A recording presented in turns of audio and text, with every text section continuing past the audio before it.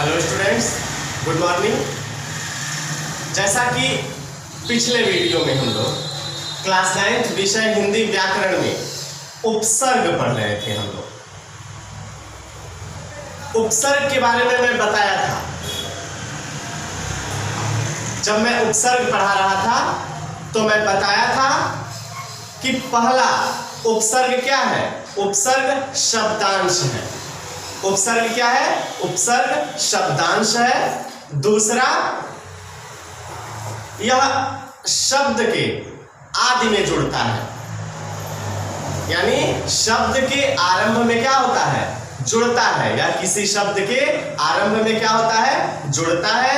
और तीसरा, शब्द के आदि में जुड़ करके, शब्द के आरंभ में जुड़ करके उस शब्द के अर्थ में कुछ विशेषता ला देता है, या उस शब्द के अर्थ में परिवर्तन ला देता है, उस शब्द के अर्थ में परिवर्तन कर देता है। तो उपसर्ग की परिभाषा मैं क्या बताया था? मैं उपसर्ग की परिभाषा बताया था, जो शब्दांश शब्दों के आदि में जुड़कर, जो शब्दांश शब्दों के आदि में जुड़कर उनके अर्थ में कुछ विशेषता लाते हैं, वे क्या कहलाते हैं? वे उपसर्ग कहलाते हैं। मैं बताया था उपसर्ग दो शब्दों से मिलकर के बना है। उपसर्ग शब्द दो शब्दों से मिलकर के बना है। पहला उप, दूसरा सर्ग। उप का अर्थ क्या होता है? उप का अर्थ होता है समीप, और सर्ग का अर्थ क्या होता है? सृष्टि करना। तो इसका अर्थ क्या हो गया? इसका अर्थ हो गया किसी शब्द के समीप आकर नया शब्द बनाना। किसी शब्द के समीप आकर नया शब्द बनाना। तो उपसर्ग की कोई परिभाषा हमसे पूछे तो हम क्या बताएंगे? हम बताएंगे जो शब्दांश किसी शब्द के आदि में जुड़कर उसके अर्थ में कुछ विशेषता लाते हैं, उपसर्ग कहलाते हैं। मैं उपसर्ग का उदाहरण भी बताया था, उपसर्ग के उदाहरण भी मैं बताया था। आज भी हम उदाहरण एक बार देखते हैं।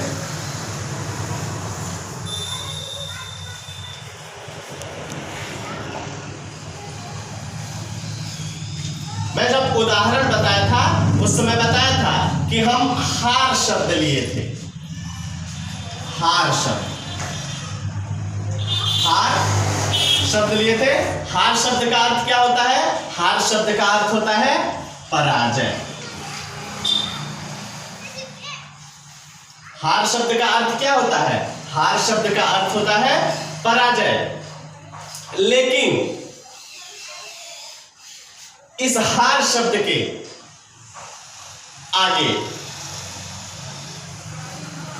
प्र शब्दांश जोड़ करके हम जब इस हार शब्द के आगे प्र शब्दांश जोड़ते हैं तो कौन सा शब्द बनता है? तो बन जाता है प्रहार। यानी हार शब्द का अर्थ क्या हुआ? हार शब्द का अर्थ हुआ पराजय, लेकिन इसी हार शब्द के आगे हम प्र शब्दांश जोड़ते हैं, प्र उपसर्ग जोड़ते हैं, तो कौन सा शब्द बन गया? प्रहार। प्रहार शब्द का अर्थ क्या होता है? प्रहार शब्द का अर्थ होता है चोट करना। ठीक है। अब इसी हार शब्द के आगे हम, ठीक है, आ शब्दांश जोड़ते हैं। आ शब्दांश, आ उपसर्ग जोड़ते हैं,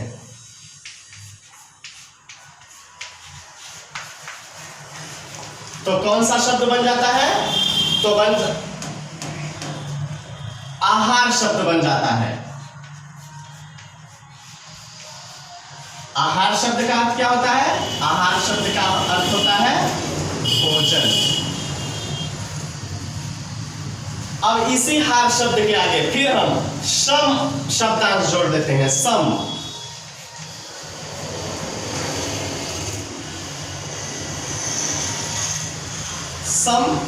शब्दांश जोड़ देते हैं, सम उपसर्ग जोड़ देते हैं,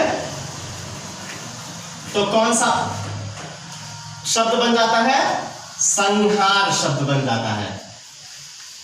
संहार, संहार शब्द का अर्थ क्या होता है? संहार शब्द का अर्थ होता है विनाश।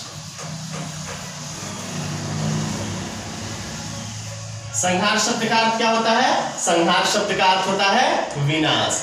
इसी हार शब्द के आगे हम वी शब्दांश जोड़ देते हैं।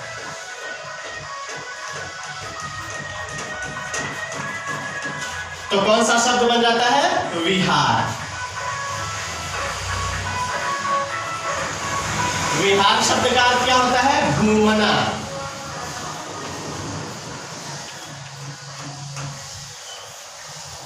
ठीक है, तो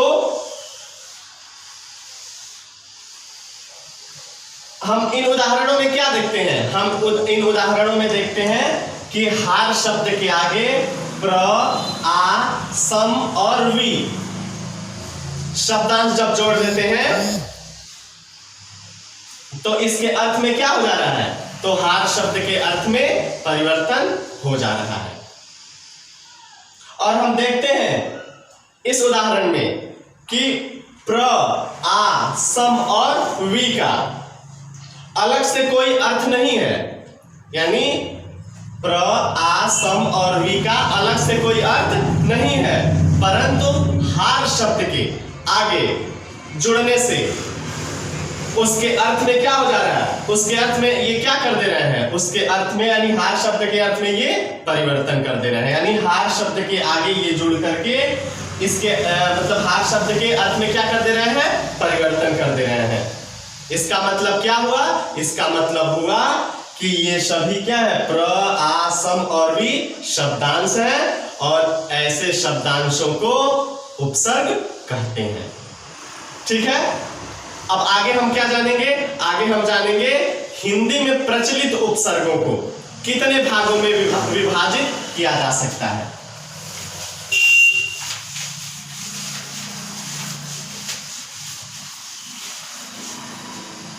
तो हिंदी में प्रचलित उपसर्गों को हम देखते हैं कितने भागों में विभाजित किया जा सकता है।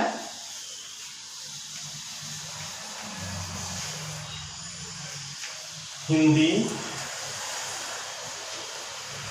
में प्रचलित उपसर्गों को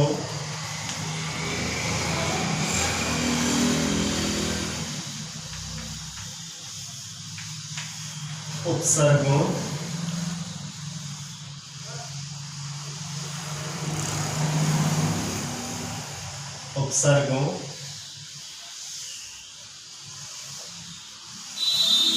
को निम्नलिखित भागों में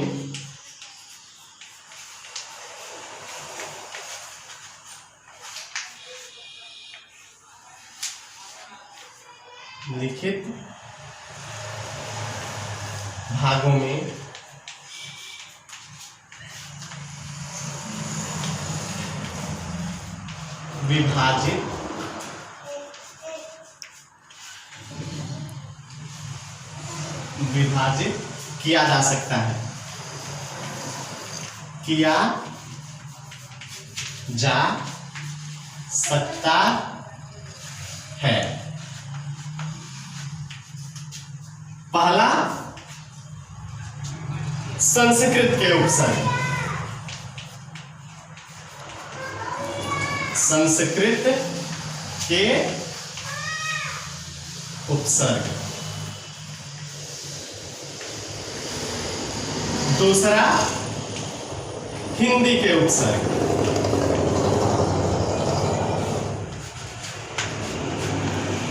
हिंदी के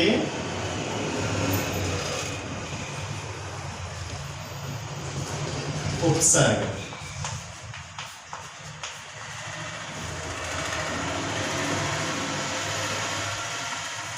तीसरा उर्दू और फारसी के उपसर्ग। उर्दू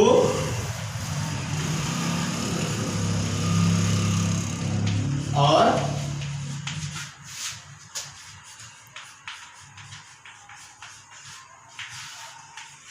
के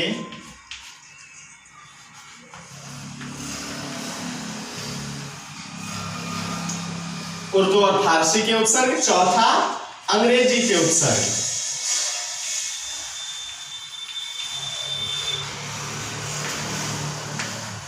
अंग्रेजी के उपसर्ग।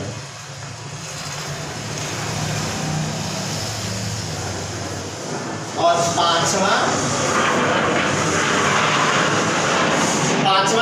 पांचवा उपसर्ग के समान प्रयुक्त होने वाले संस्कृत के अव्यय। उपसर्ग के समान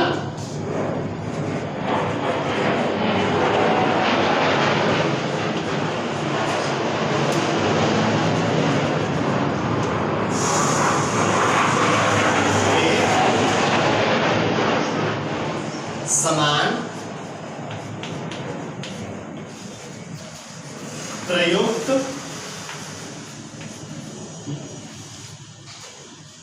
होने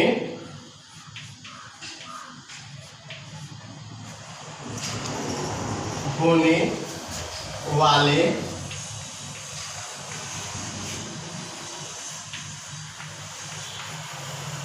संस्कृत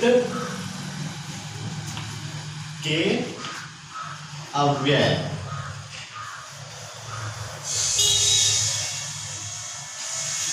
ठीक है, तो हिंदी में प्रचलित उपसर्गों को कितने भागों में विभाजित किया जा सकता है?